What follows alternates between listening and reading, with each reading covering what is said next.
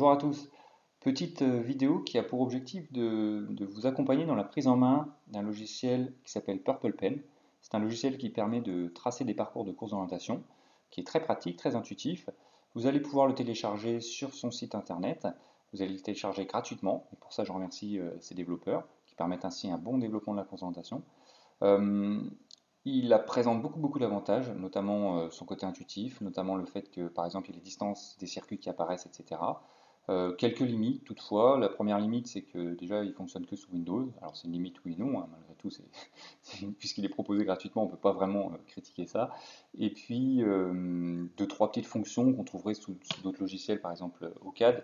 Mais le fait qu'il soit tellement simple à utiliser fait que ça mérite vraiment le coup de le tester. Et donc je vous invite à le faire et peut-être le faire en même temps que moi, puisque du coup ça permet de suivre et de tester.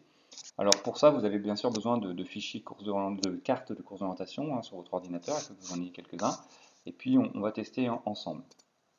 Alors une fois que vous l'aurez installé, vous allez avoir un petit raccourci Purple Pen qui apparaît.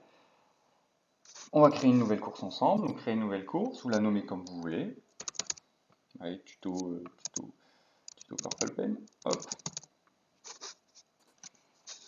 Première question qu'il vous pose, donc là avant d'accéder vraiment au fichier carte sur lequel vous allez pouvoir agir, on va avoir un certain nombre de questions. La première question, c'est la carte.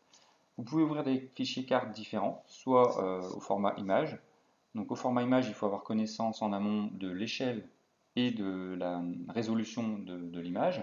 Donc là, je vais plutôt choisir l'autre type de fichier qui est possible d'ouvrir, c'est OCAD. On pourrait même ouvrir les fichiers Open Orienteering Mapper. Donc j'ouvre un fichier OCAD. Enfin, je l'ouvre pas, mais je l'utilise, pardon. Ensuite, il me demande l'échelle d'impression. On peut toujours la modifier après.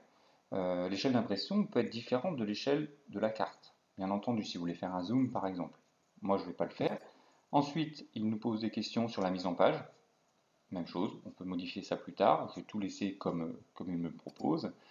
L'endroit de l'enregistrement, même chose, je vais laisser là où il me propose. Ensuite, il me pose une question qui renvoie plus aux normes, normes de cartes et de définition, normes de symboles et de définition de poste. Moi, je vais rester sur ce qu'il me propose là. Après, très honnêtement, pour des entraînements, ça n'a pas énormément d'importance ou des séances de PS. Par contre, en course, bien sûr, il faudra être très vigilant sur ce sur quoi vous cliquez. Ensuite, les numéros de poste. Les numéros de poste, ce sont les numéros qui sont sur les balises que vous allez utiliser, donc soit sur les pinces, soit sur le code. Bien souvent, on commence avec un numéro supérieur à 31 pour éviter les confusions pendant le circuit. Pour l'orienteur, par exemple, l'orienteur, s'il cherche le numéro 5 et qu'il doit chercher le poste 5 avec la balise numéro 6, il va s'embrouiller. Juste à m'expliquer, je m'embrouille d'ailleurs. Mais l'idée, c'est d'éviter ce type de confusion, proposer un grand numéro. Ce qui va réellement déterminer, ce sont les balises que vous avez à disposition dans votre matériel. Et pour le coup, moi, je vais laisser 31 puisque c'est ce avec quoi je fonctionne. Ensuite, je vais terminer. Voilà. Et là, ma fenêtre Purple Pen apparaît, je l'agrandis, c'est plus simple.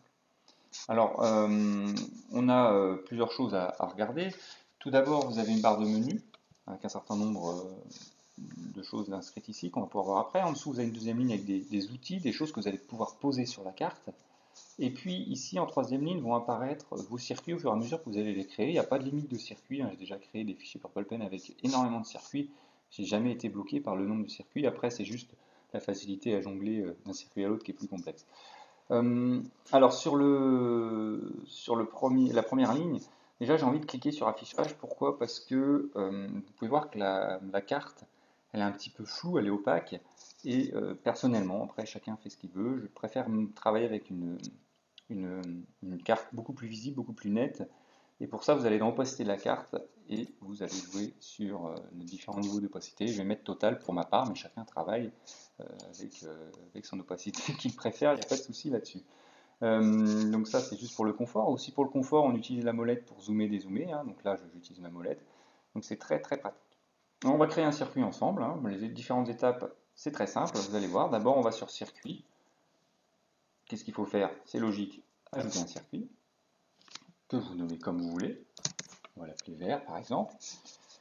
Plusieurs options. Circuit normal, c'est un circuit dans lequel l'ordre est imposé, l'ordre des postes est imposé. Il y aura un trait violet qui reliera chacun des postes sur votre carte. Course au score, il n'y aura pas ce trait violet, et ça signifie donc pour le coureur que l'ordre est ligne. On va créer un circuit normal.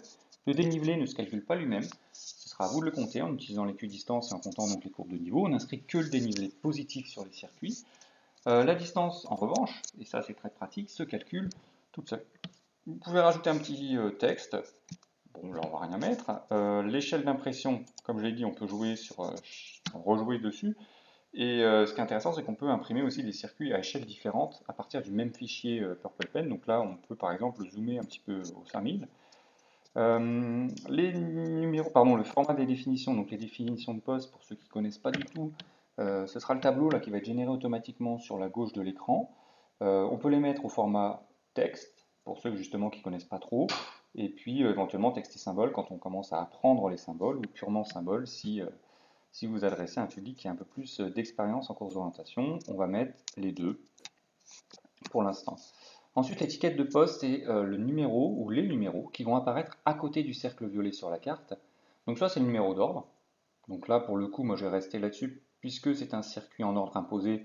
Souvent, on précise le numéro d'ordre. Mais on peut aussi mettre ce qu'ils appellent le code du poste. Le code du poste, c'est le numéro qui sera sur la pince ou le boîtier électronique. Donc des fois, c'est bien de mettre les deux, d'ailleurs. Ça permet de fluidifier un petit peu, ça donne la bonne réponse tout de suite à l'orienteur quand il est sur le terrain. Donc on va laisser le numéro d'ordre. Ensuite, le premier numéro, moi je vais laisser le 1. On pourrait faire autre chose, c'est par exemple dans le cas où vous feriez un raid avec un enchaînement de plusieurs cartes. La première carte irait du poste 1 au poste 5, puis la carte numéro 2, on attaque au poste 6, par exemple. Nous, ici, on va laisser au 1. Je valide. Alors là, vous voyez, puisque je suis passé au 5000, mon carré blanc a zoomé, s'est réduit, pardon, du fait que j'ai zoomé justement. Alors pour ça, c'est lié à la zone d'impression. Voilà, chercher le terme, à définir la zone d'impression. On reviendra dessus plutôt sur la vidéo 3 qui va porter sur la mise en page. Donc sachez juste que le carré blanc, c'est mon format, ce qui sera imprimé par rapport à mes exigences d'impression. Donc là, pour le coup, c'était un A4 en paysage.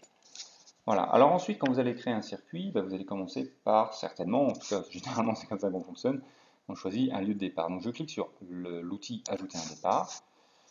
Je zoome avec ma molette et je vais décider de le mettre à un endroit simple, comme se veut tout bon endroit de départ, endroit facile.